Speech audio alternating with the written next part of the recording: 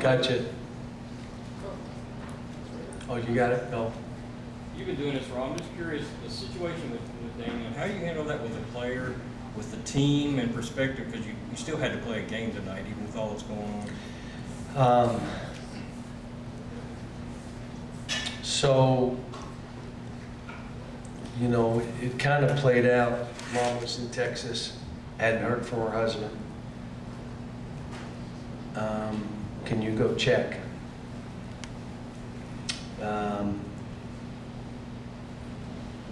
Then Damian's at the office, Mom's in Texas, got to talk to both.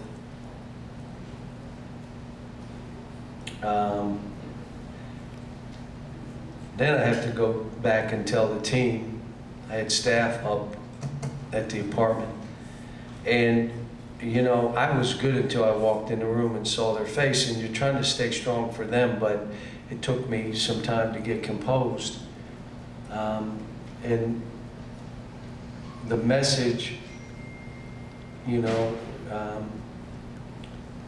it wasn't what Ben did, and it's not something that someone did to Ben. God took him. The night before, he was with Damian. They were in the gym for an hour and a half. When he got back to the apartment, he called his wife. They were on the phone for 20 minutes. When he hung up the phone, sometime shortly thereafter, he passed away. Now, for the team, that first night, we had, I think, 6 guys stayed at my house. And then his mother and sister and auntie came in and cousins, and then they stayed at the house. And you know, Ellen and I, you just, you know, for the players, you got to be there for each other. And spending time with Damian, and, you know, he's very quiet. And I told him, grieving and depression, you're going to get in a dark place. And my only thing to him was, if all you're doing is sleeping and looking at that phone, you're in that dark place. And if you need to talk to players, talk to your teammates. Even if you're crying, you've got to talk to somebody. And the other thing is, you got to exercise or do something to get you going, because, you know, he's in Texas right now, looking after his mom and his sister and his brother.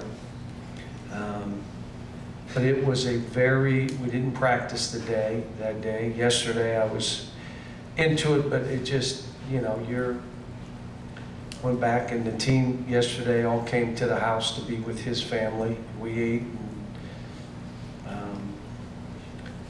But this, you know, it hits because he was here. And then it was, you know, but I feel for Damian. I worry about him. You know, we had psychologists there for the team if they needed it, and they got cards if they want to do something. I had a couple guys stay at the house last night again. But it's, you know, it's just the only thing I said to Kim and Damian is, God is good. His last hours were with his son, who he loved and was very, very close to, and he was on the phone with his wife. But nothing you can really say in these. I just was listening and there for them, and how can we help? What can we do? But I told them, you know, you take what you need to take, how much time you need to take. You know, we'll hold the fort down for you.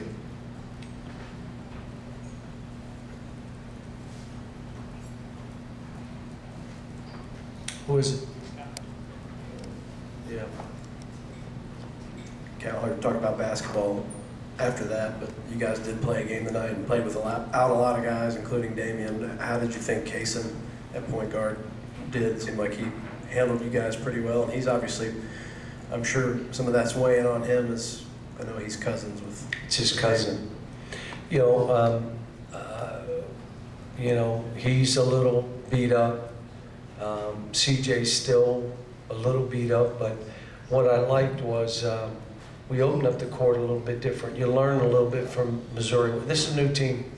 So you try certain things, and we've already thrown out 2 or 3 things we were running that we won't run. But Kentucky State came in and physically did their thing, but we made shots today. So you make shots, it all looks different. Ugana gets 11 rebounds. Lance gets 9 rebounds. I told him he could have gotten a few more, but he's 4 for 7 from the line. I'll live with that all day. I thought Chris was better today.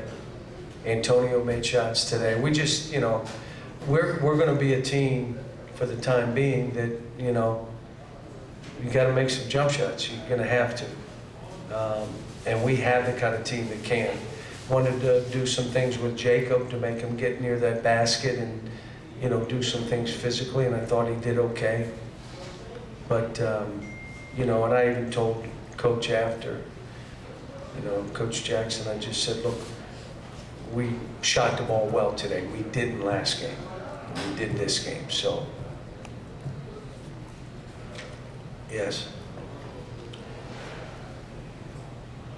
John, back to Damian's situation for a minute. In your career, have you had to deal with something similar to this or exactly like this? I had to. Marcus Camby, most of you are not old enough. I'm looking around the room. Marcus Camby,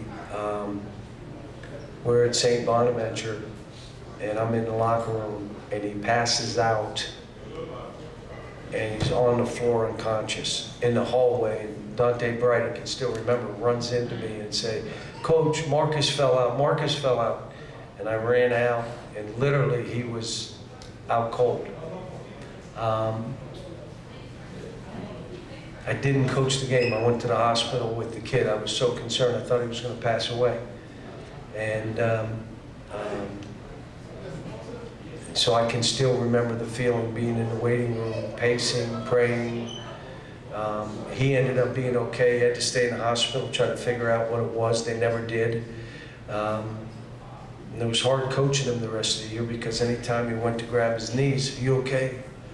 You all right?" I mean, at the end of the day, I'm dealing with people's children. I had one of the parents call me and from this team and say, "You look after my son, please. He's never dealt with anything like this." And he's one of the guys that stayed at the house, and he stayed again last night for the same reason. So, it puts things into perspective. It needs to be, but it's not fair. I told the team things aren't fair. That man sold his business. He had a trucking business. He also drove, but he sold it so he could be here with his son. Think about that. Said, "I can't leave it in anyone else's hands, so I'm going to sell the business." And now he wasn't up here full time, but he was in and out, and he happened to be in. And he in the upper deck. He'd sit up in the upper deck. He'd wave to me and sit up there and watch. The guys that were in the gym that night before saw him in there, so. But it happened with Camby that kind of way, which is you just drop everything. It's whatever's going on literally does not matter at that point. I even asked the guys, "Do you want to play this exhibition?" I left it up to them. Because, everybody grieves different, and everybody handles what just happened differently. And a lot of it will be a couple days from now that there may be some stuff we got to deal with. Hey, John, has anything that you guys done in these 2 exhibitions has maybe changed your perception of what he might be able to bring to the team this season? The biggest thing, we're probably not as good without Oscar.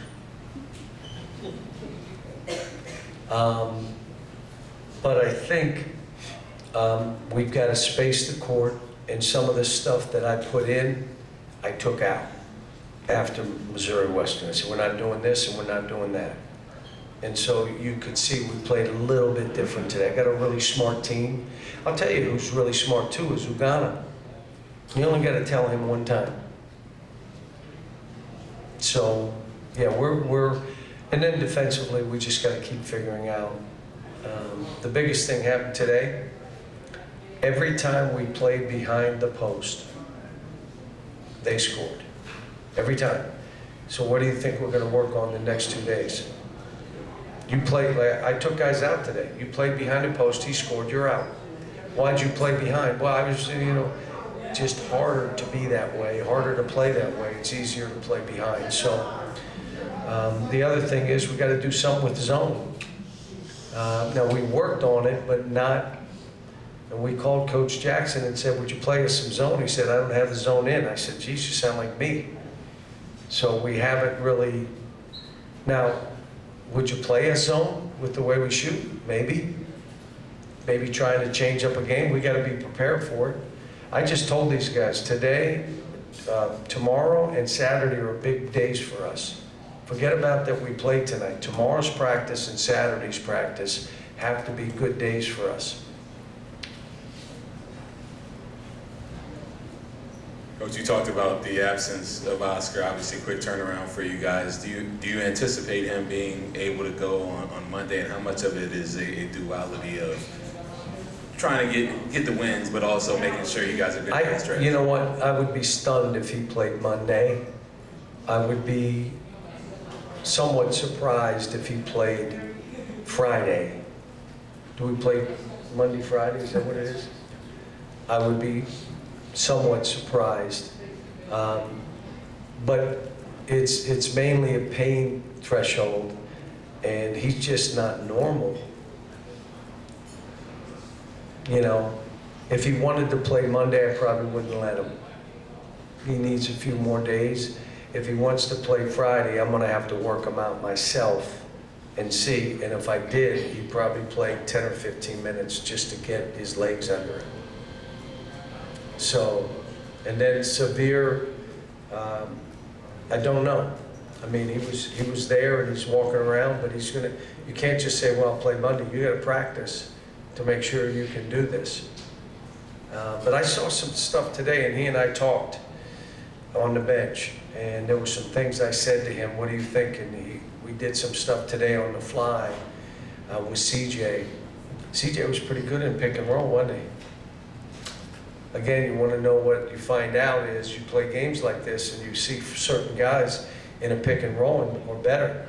And the main thing with him was his pace. When running down the hill, and throw it. He was coming off and, he was good. Antonio made shots, he was good. I thought a dude did some good stuff again. Chris was way better. Cal, how, difficult is it to get guys in the roles that you think they're going to be in when you have the National Player of the Year out for a month and all SEC point guard kind of in and out for the last few weeks? Yeah, that's why I made the statement I made publicly about now with all what's just happening, this is going to take a little time. And to think you could play with 2 first-team all-conference players out and just pound people, it's not happening. I told the staff, we got to worry about putting ourselves in the best position with this group. The other side that happens is they're trying to find themselves. My big message to them, don't try to impress me. Try to impress your teammates. They know how we're coaching. Fall back on your training.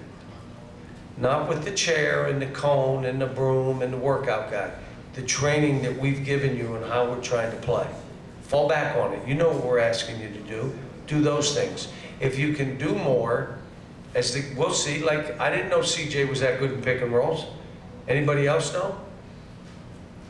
Then you watch the game and you go, he's pretty good in pick and rolls. I told him the other thing is if you're missing free throws, do you expect to play the last 5 minutes of a close game? Now you don't, do you? Come on. Yeah, but so what? I miss and we lose. No, it's not how it goes.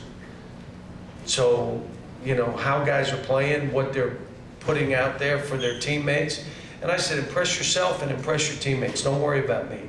I got, a couple guys worry too much about me. Like, just do your thing.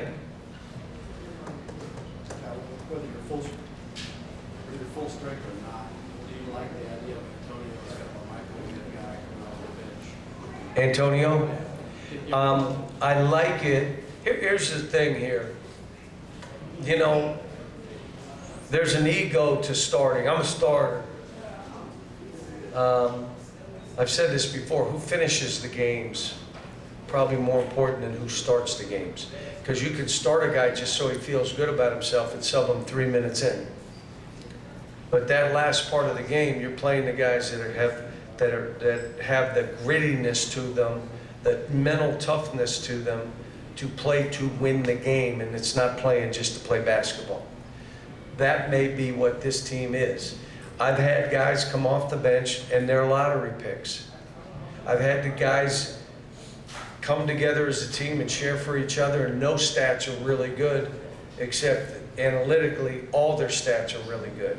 And they all get drafted and go on and we win, but it's hard because, you know, people around them or what they're hearing is stats. How many points did you get? You know, you're in 6th and 7th grade. It's the only way you're in high school. You get your name in the paper because you scored the most points. Here, it really doesn't matter. You can average 10 or 9 or 8 and be a lottery pick, for God's sakes.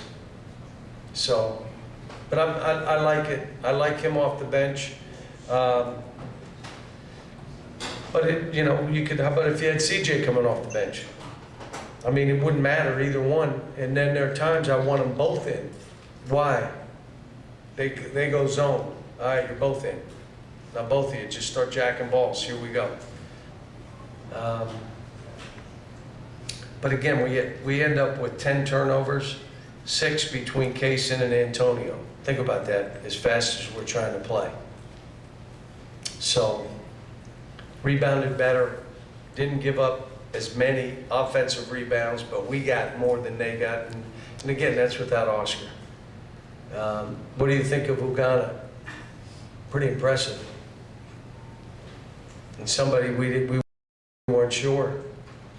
So I'm excited for him.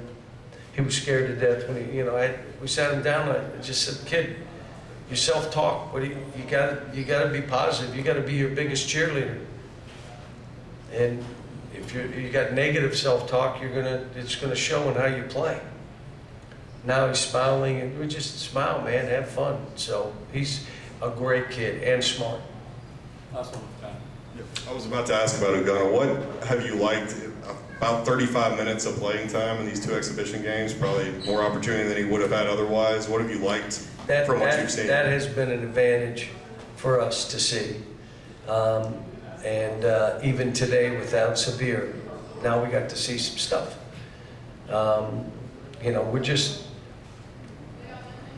What I think may happen is someone gets it going, he's going to play a little bit more than you. If he's, he impacts the game in a different way than Lance impacts the game. What Lance can do, I'll be honest, Uganda's not very good at. But what Uganda's really good at, Lance isn't as good. But Lance got 3 blocks today. But this kid's blocking balls left and right, rebounding, in traffic.